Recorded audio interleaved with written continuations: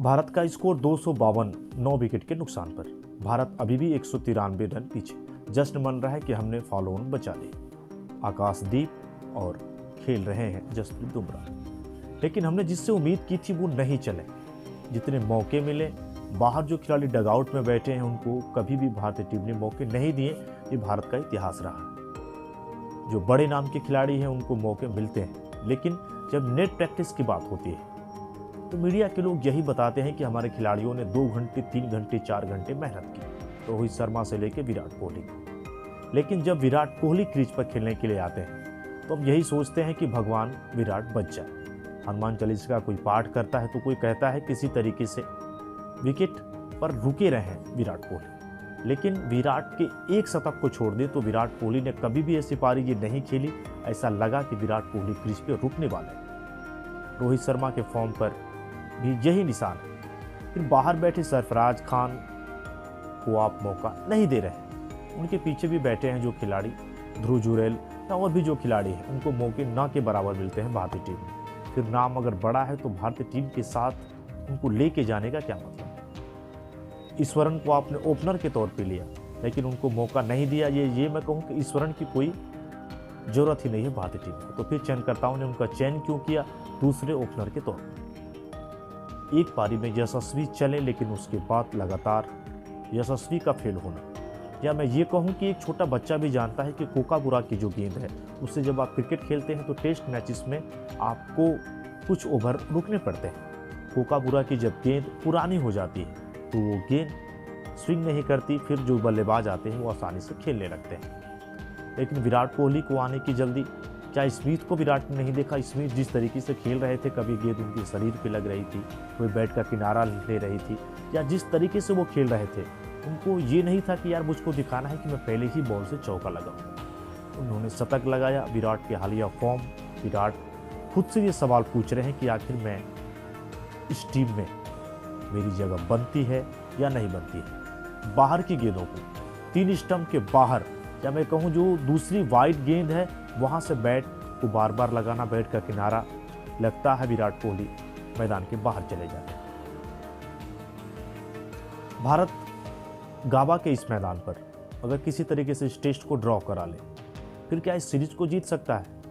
न के बराबर, क्योंकि रोहित शर्मा जिस तरीके से कप्तानी कर रहे हैं, पहले टेस्ट में जसप्रीत बुमराह की कप्तानी के बाद जब से आए हैं रोहित शर्मा वो कप्तानी नहीं दिखी। या मैं ये कहूँ कि जसप्रीत बुमराह अकेला ऐसा खिलाड़ी, आप भारत के इतिहास को उठा के देख लें, बल्लेबाजों की बात आती है लेकिन बल्लेबाज को छोड़ के क्या किसी ऐसे गेंदबाज का नाम रहा जो कि पूरी दुनिया में खौफ का एक नाम बन चुका है? जसप्रीत बुमराह।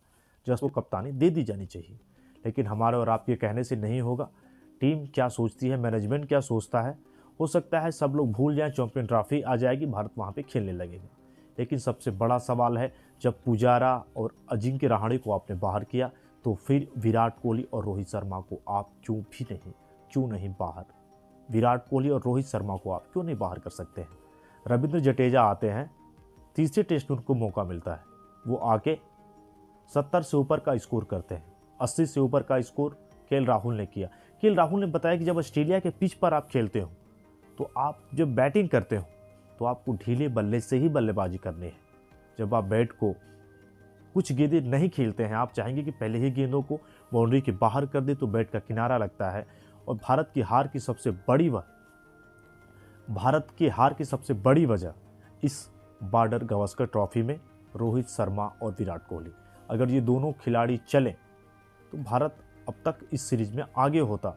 अभी आप ये सोच रहे हैं कि बारिश कल हो जाएगी तो फिर मैच ड्रॉ हो जाएगा, लेकिन 5 टेस्ट मैचेस की सीरीज, बॉर्डर गावस्कर ट्रॉफी यहाँ पर दांव पर लगी है। और ये दौरा विराट कोहली रोहित शर्मा का अंतिम दौरा है और हो सकता है टेस्ट मैचेस पर उनको सोचना होगा और बीसीसीआई को और कोच को कड़े कदम उठाने पड़ेंगे, क्योंकि विराट कोहली नहीं लग रहे। हम कहते हैं ना कि विराट के पास कप्तानी थी। जब कप्तानी थी तो विराट ने जो क्रिकेट खेला पूरी दुनिया ने देखा। हर टेस्टों में शतक, दोहरा शतक, एक समय तो विराट लगातार दोहरे शतक बना रहे थे। लेकिन जब विराट ने कप्तानी छोड़ी तो लोगों ने ये कहा कि विराट ने कप्तानी छोड़ दी है, अब वो अच्छा खेलेंगे, अब फ्री माइंड खेलेंगे। लेकिन ऐसा कोई इतिहास नहीं है। अगर आप कप्तानी करते हैं फिर भी आप अच्छा खेलते हैं। जब से कप्तानी छोड़ी है विराट कोहली का आप रिकॉर्ड उठा के देख लें, और जब उन्होंने कप्तानी की वो रिकॉर्ड उठा के देख लें उनकी बल्लेबाजी का। गाबा के ब्रिस्बेन भारत की हार जहाँ तक मुझे लगती है, ये अगर हो जाए तो भारत यहाँ से श्रृंखला पूरी तरीके से गंवा चुका है। अगर ड्रॉ भी होता है तो क्या 2 टेस्ट मैचेस जो बाकी हैं उसमें विराट और रोहित का चलना, या फिर मैं कहूँ उनकी जगह बनती है, या फिर ध्रुव जुरैल को और सरफराज को मौका देना चाहिए। 35-36 का एवरेज है शुभमन गिल का। गिल के पास जो टेस्ट मैचेस का अनुभव है, बहुत लंबा समय दिया है भारतीय टीम ने, मैनेजमेंट ने उनको भरपूर मौके दिए हैं, लेकिन गिल का भी उस तरीके से बार बार फ्लॉप होना ये टीम पर सवालिया निशान खड़े करता है। उनके बाहर बहुत से ऐसे खिलाड़ी हैं जो कि उनकी जगह लेने के लिए पूरी तरीके से तैयार हैं, लेकिन ये सीरीज ये दौरा साबित कर देगा कि आने वाले समय में भारतीय टीम और खिलाड़ी क्या सोचते हैं। जिस तरीके से 30 गेंदबाजों को लेकर वहाँ पे आप गए हैं, जसप्रीत बुमराह के बाद जसप्रीत बुमराह प्रेस कॉन्फ्रेंस में आते हैं, वो कहते हैं कि सिराज चोटिल हैं, वो पूरे फिट नहीं है, वो गेंदबाजी सही से नहीं कर पा रहे। तो फिर किसको आप लेकर गए, ये चूक कहाँ हुई? अजीत अगरकर की अगुवाई वाली चयन समिति को ये सोचना होगा। लेकिन हमारा सवाल आपसे है, अगर आप क्रिकेट फैंस हैं तो कभी धोनी, कभी सहवाग, कभी गंभीर, कभी गांगुली, कभी क्रिकेट के भगवान सचिन तेंदुलकर पर भी ये उंगली उठाई गई कि अब इनको टीम से बाहर हो जाना चाहिए। तो फिर रोहित शर्मा और विराट कोहली सबके दिन एक बार आते हैं, आपको टीम से बाहर जाना पड़ता है। मेरा आपसे सवाल, खेलों की खबरों के लिए आप हमारे साथ बने रहें। बताइएगा मेरा वीडियो आपको कैसा